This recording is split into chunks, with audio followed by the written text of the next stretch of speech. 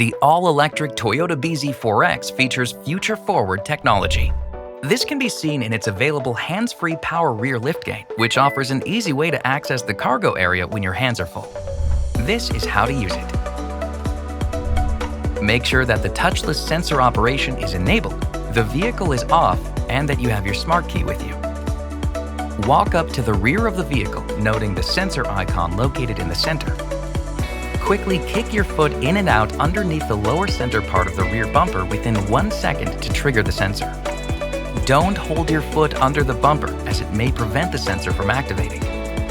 The buzzer will sound when the sensor recognizes the kick-in motion of the foot. Step away from the rear of the vehicle to allow the liftgate to open, keeping in mind that it may take a moment. This feature also works for closing the liftgate by doing another kick motion.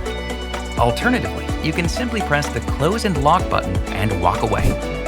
The walk away function recognizes when your key fob leaves a specified distance and automatically closes the liftgate and locks the doors. That's how to use the available hands-free power rear liftgate on bZ4X. For more information, visit toyota.com/bZ4X.